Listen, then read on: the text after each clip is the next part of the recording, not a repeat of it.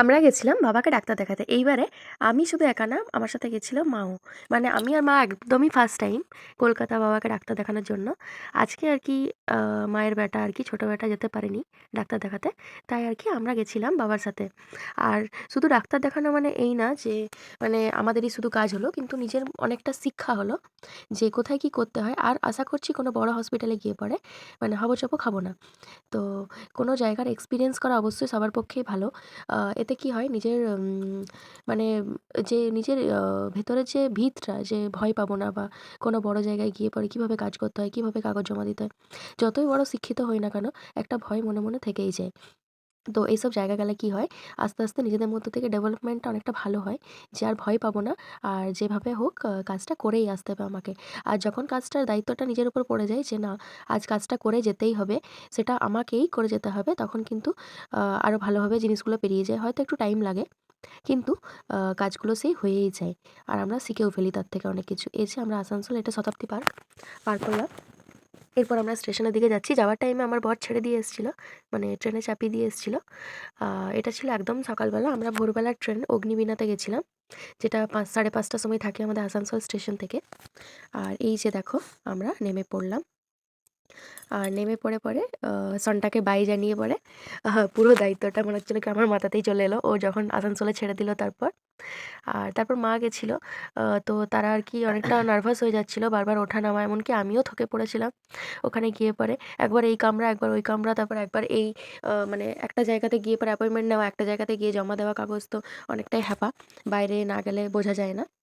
আর এই যে দেখো, বাবা এখানে বলছিল তোর মা চাপতে পারবে না, চাপতে পারবে না, তোর মাকে সিঁড়িতে নিয়ে চল। কিন্তু শেষমেশ দেখা গেল বাবাই চাপতে পারছিল না, ওই জন্য মাকে দোষ দিচ্ছিল যে মায়ের ঘাড়ে দোষটা চাপিয়ে পরে পার করে দেবে। তো দেখলাম মা ঠিকই চেপে গেল আমার হাত ধরে, আর বাবাই নড়বড় করছিল। আর এখানে আমরা আমাদের যেহেতু রিজার্ভেশন করা ছিল, যাবার টাইমটা আসার টাইমটা ছিল না, আমরা লোকাল ট্রেনে মানে এক্সপ্রেসেই এসেছি, কিন্তু রিজার্ভেশন ছিল না। তাই আর কি আসার টাইমে বসতেও পাইনি, কোনো রকমে মা বাবাকে বসিয়েছিলাম। আর আমি একদম ওই যে ব্যাগ রাখার জায়গাগুলো একদম উঁচুতে বসেছিলাম, আর খুব অসুবিধা হয়েছিল নামতে।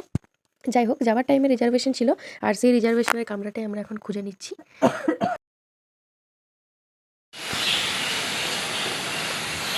কত নম্বর আছে? D5 আমরা চলে এসেছি। সনটা ছেড়ে দিয়ে চলে গেছে। আর আমরা D5-এ আমাদের সিট আছে, D5-এ 9, 10, 11।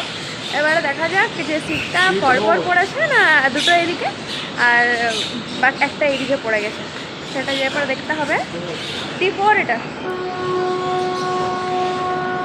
আর মা আজ প্রথম লিফটে চেপেছে।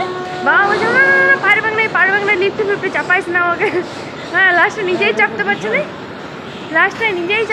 না, হ্যাঁ চাপো। আর মাকে এই পিছনে আছে, মা দেখবে, আসতে চাপো।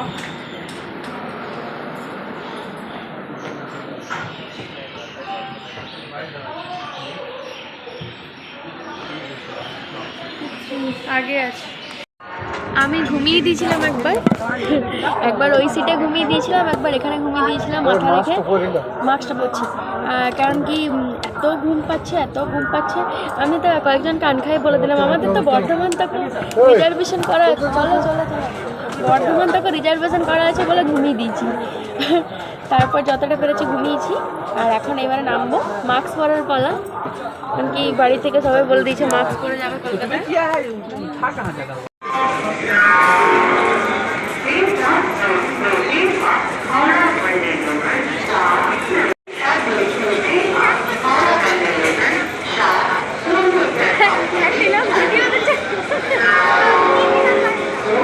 বাবা আসছে, আমরা দাঁড়িয়ে, আমরা হাওড়া পৌঁছে গেছি।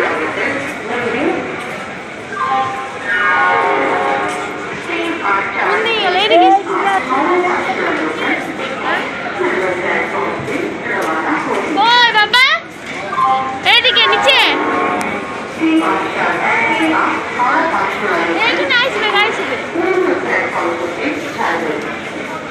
নিচে আছে, এসো।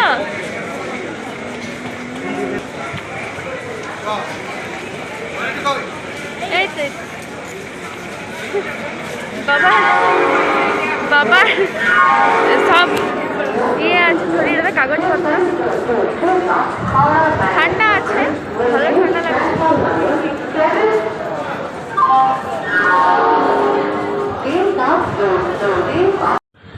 চেপে গেছি কারে। তো আমরা মানে অন্য কিছু লেঠা করিনি, আমরা কারেই আসি যখন আসি।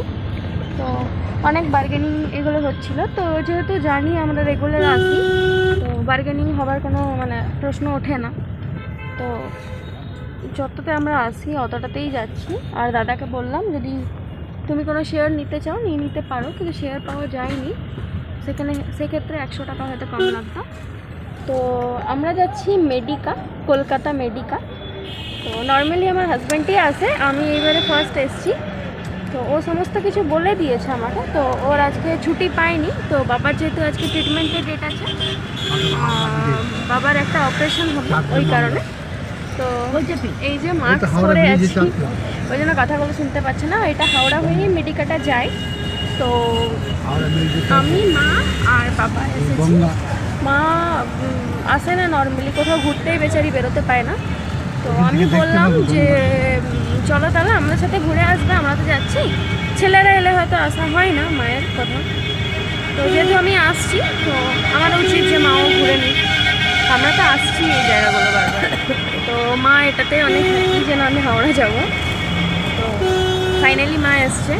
তো বকেও ছিল যে না তুমি যে কী করবে, তারপর না ঠিক আছে যাও মা, ও ছোটো বেটা বললো। আর এই যে হাওড়া ব্রিজ,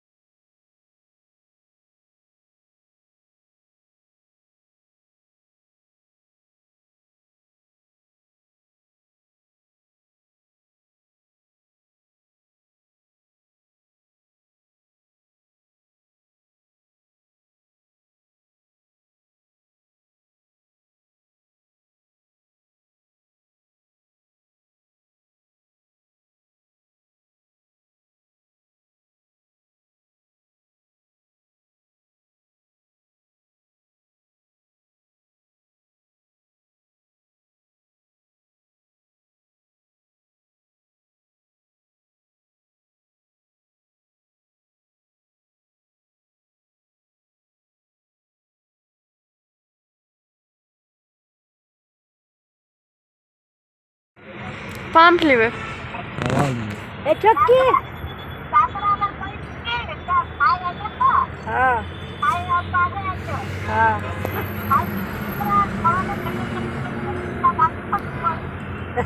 এই বাবা